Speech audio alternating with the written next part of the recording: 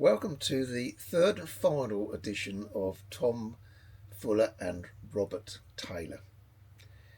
They chat about general stories from their past, some insights into the local scrapyards, and also their pyromanic behaviour, things that probably wouldn't be tolerated today. It's only a short video, but please enjoy.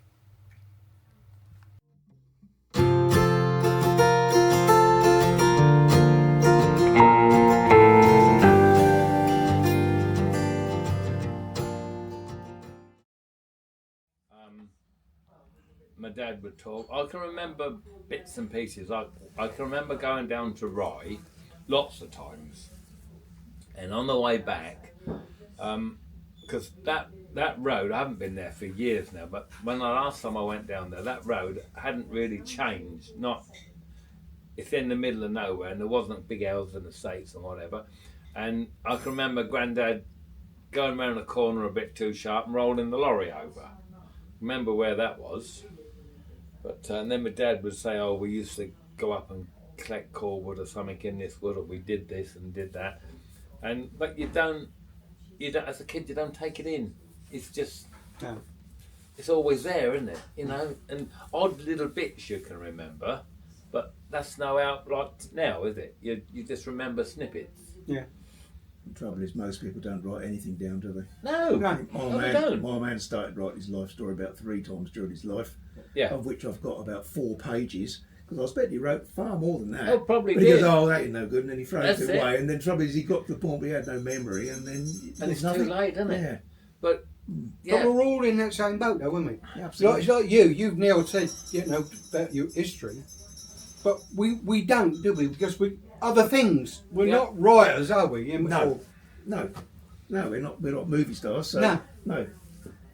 I mean, I've been with Dick more years than I want to remember, but I mean, even something like we was cutting down at Horsham, we were cutting the banks, clearing everything from these banks. So you go to walk down the bank and up the other side, and we was cutting away over there, and the bonfire was over this side at one particular. And we'd have an old shovel, and you just take some ashes and change the bonfire. And it had been raining, and we got our coats wet, and his coat was hanging on a fork right over there. And I said, "God, your coat and half steaming well, Dick." "Yeah, it is, isn't it?" He said, and we just carried on work. I said, "Of course, you're steaming better now, mate. It's on fire." And Tommy got down there and up the other side, he got a big hole in his coat, burnt right out. Well, for him and me, that's a funny memory, but probably it doesn't mean anything to anybody else. But if you said it, probably someone would probably listen in a pub, wouldn't they? They would do, wouldn't they? We used to go into the Dun Horse at Manning's Heath, and I might not even be there anymore. But it was about 2 or 3 fields away from where we were working, and we could come in. We was right over there with the trucks. We'd walk in to where we were working, and then we had to walk just down through this footpath to get to the pub. So every day we was in the pub. To such an extent, as I walked in, the old landlady would say, "Oh, there's your drink." "Oh dear, that's getting a little bit too bad now." We'll get in there one day, and she said, "I don't know who's got that far over there." I said, "Why?" She said, "We haven't been able to see it down the road." "Really?" "I don't know who that is. It's all that way." And we'd gone into Peace Pottage in a scrapyard, and we got so many tyres, as many as we could put in our motor, because it was a very hot summer and we wasn't allowed to burn anything. So what we'd done, we got an old International BTD6, an old bulldozer with a scraper blade on the front, and we just lumped it all up in big lumps. And then, of course, when it rained and we was allowed to have a fire, out come all these bloody tyres on the end of a stick, and we just had the whole lot going, didn't we? Never thought any more about it until they come down there and said they couldn't see anything.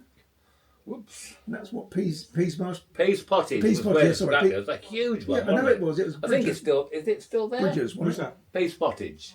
It's a massive scrapyard at the time. Do you know I haven't been through there for years, so I honestly don't wouldn't I know. don't I think used to I have go either, there, but it's Bridges scrapyard. Yeah. Bridges, wasn't it? Yeah, huge one. Yeah, massive, good yard that was. And you could get as many tyres as you wanted. They were giving them away. Like they would do. Yeah. Once we used to go down Wilf, you know where Wilf Pikes is down Horn Farm, don't you? Yeah. Used to go down there and burn copper wire out.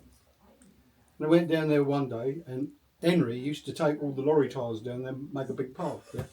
So I thought I'd do him a favour. I'd light this while I'm at it, I've nearly finished. I'll light this fire. And go home quick. And let these tyres manually. A man came driving in with a car, and he said, "I've just come down the Seven Oaks bypass," he said, "and I've seen this." He said, "I've followed it all in here." He said, "I wondered what was I like." I can believe it. I think they call the fire. I bet you can't do that today. Talk about fires then. Yeah. Back in the early days, I set light to a couple of acrylic baths out behind the shop. Well, they burn too, don't they? You know they burn well. Yes. And there was so much black smoke, it went up behind the shop, over onto Whitehill Road, because the butcher, Wade's or Beanie's, I can't remember, the butcher's was there.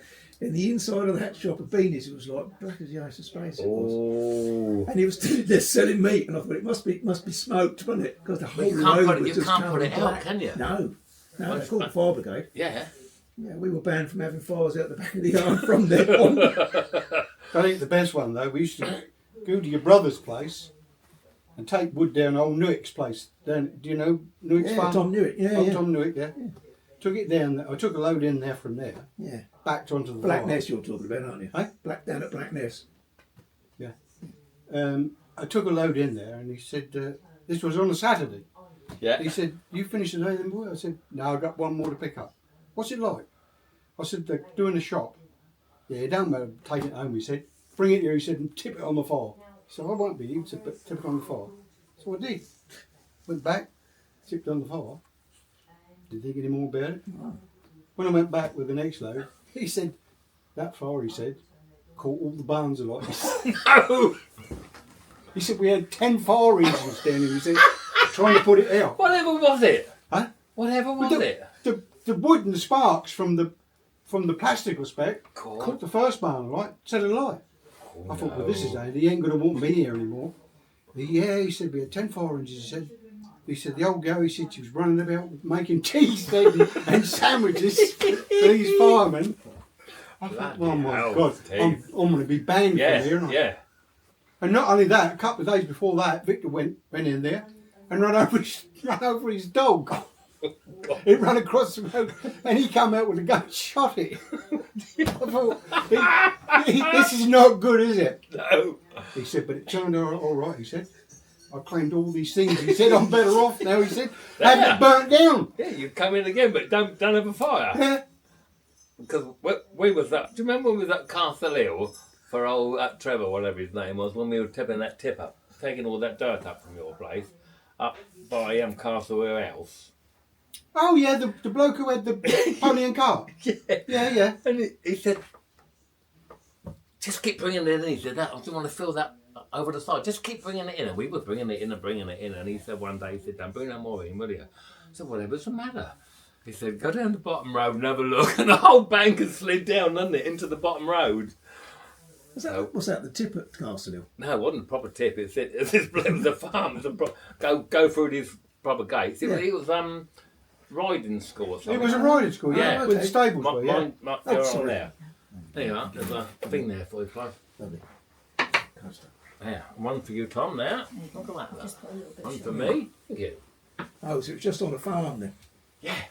Yeah, he said, "Just keep bringing it in," he said, which we did. And then, of course, suddenly, it was sliding down the hill. Because it's a fair old wheel in the back. Because you've got isn't it? Castle Wheel House up there, and then this other road goes down to the, back out to Five Ashes, doesn't it? Julian's Hill. Five Ashes, Julian's Hill. Yeah. No, well, Yeah, no, the other one. the top road goes to Julian's Hill, Yeah. and the bottom road goes down the bottom, doesn't it? Oh, right, and okay. it's the bit in, The bit in the middle. Yeah, what slid down the hill. Yeah, I know what you mean. Yeah. Well, we've been running topsoil to that Castle Hill house, and he wanted